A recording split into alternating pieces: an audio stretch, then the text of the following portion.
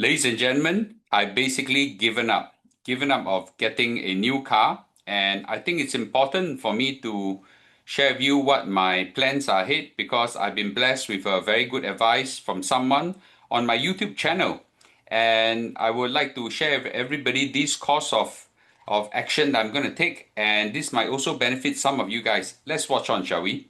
So I've basically given up on buying a new car, and I think I'm gonna do something quite different.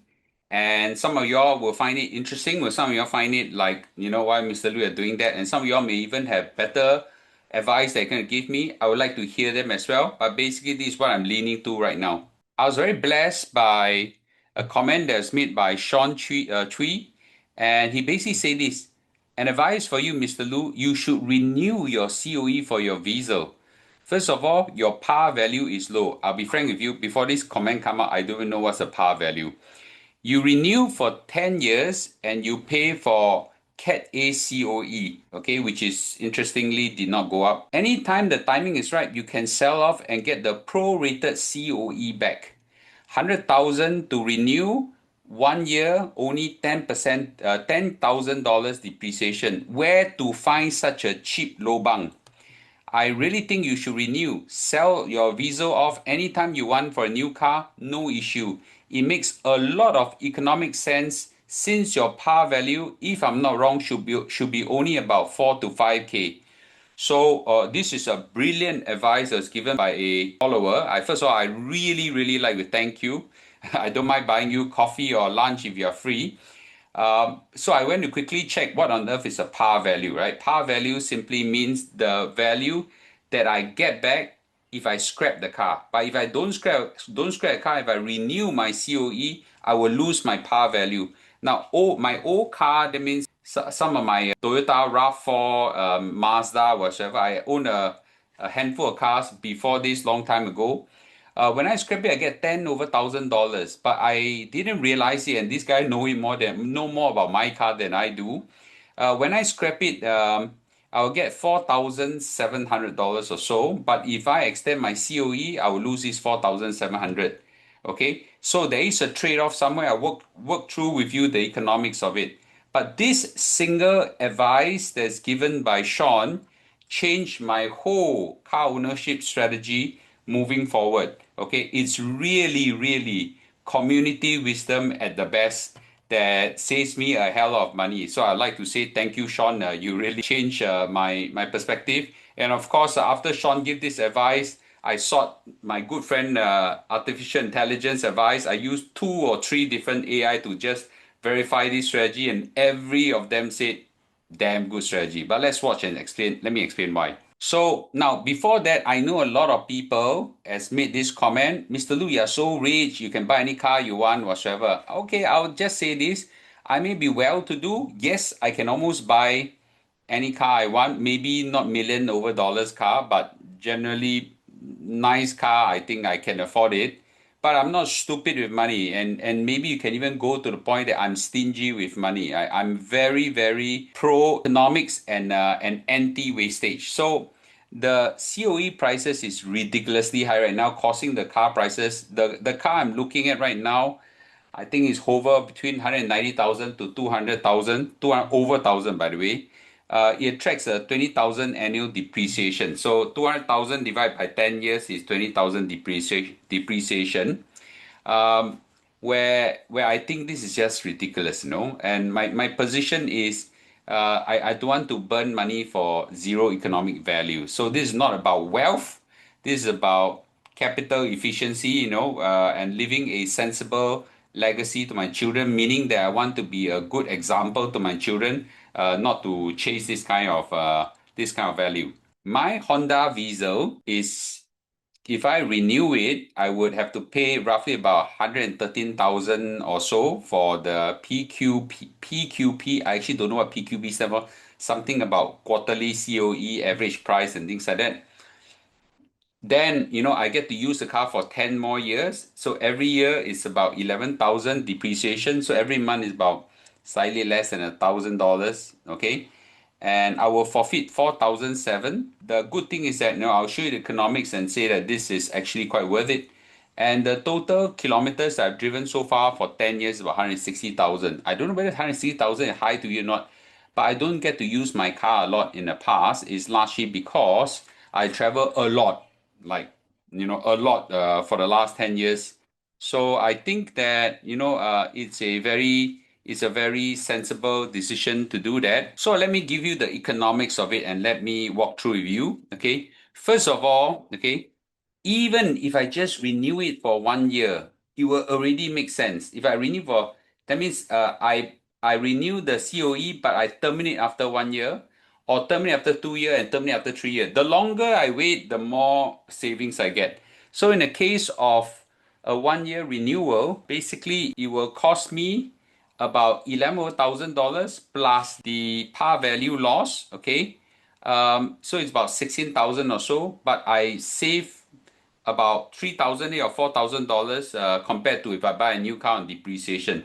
If I renew it and last for 2 years, that means 2 years later I decide to scrap the car or sell off the car, I would I would save basically about 14,000 because the cost of the 2 years is about 25,000 and the new car depreciation will be about 4,000. So the difference is about 14,000. And if I extend it for 3 years, okay, 3 years, then I terminate and scrap the car. The cost of it is about 38,000, but the depreciation of the new car about 60,000. So I would say about 20 over thousand, possibly even more, right? So, but my point is that even a 1 year delay would actually save me money already. So it makes absolute sense for me to do it. Now, I'll be frank with you, I haven't decided whether to extend the COE for 5 years or 10 years. I think it's a matter of foregoing 10 years of cash flow, okay, and maybe some interest from it in exchange for flexibility, or on the 5 years where you pay a lot less and things like that. So actually haven't decided that in clear.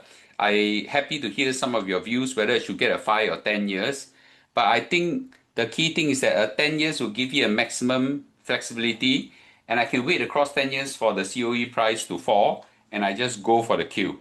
Now, I'll be also not blind to the fact that 10 years plus car is not as good as a new car. I know. This is where I do have some advantage. Most of my car servicing and repair are done in JB. The car repair in JB is quite good. Although I must say that highly sophisticated electronics and things like that, you still gotta get done in Singapore. JB can't do those things quite well. I don't know why. Okay, the last time I have some electronics issue, only the Singapore car repair can solve it. I thought the car is gone, right? But Singapore car repair, piece of cake. Malaysia can't solve that. The insurance goes up slightly higher, okay, and but all these are still a big savings compared to a car renewal. So I'm seriously thinking of that. Now, to a lot of people, a car is a trophy. It's a status symbol. It's a symbol of achievement. It's a status of I've reached there, a status of comfort, and so on, right? But it's just me. A car is not a trophy at all. Okay, it's just transport. I want it to be comfortable enough so that I don't get some of my tailbone injury flare up again. And I want to be safe to some extent. Okay, but I actually get zero value from status, and this was highly inspired by Mr. Warren Buffett. For many, many years of his life, he drives a simple car, and I think that my values and him in this part is aligned. Same as a house, I don't get a lot of value from it. For me, it's point A to point B. So I think that making this decision is quite easy for me, and I don't feel any shame at all driving an old car. Okay, so in conclusion, I'm renewing my COE, maybe for 5, maybe for 10. Let me hear some advice. The renewal cost will cost me about 11,000 a year or so, given that the par value which I have to forfeit is very low, 4.7K. Compare that with the new car depreciation, which is $20,000 a year. Oh, I think that's a very clear. My car is still functioning well. Okay, functioning well. Probably needs some servicing or some big touch up, probably done in Malaysia, so I wouldn't be too concerned about that.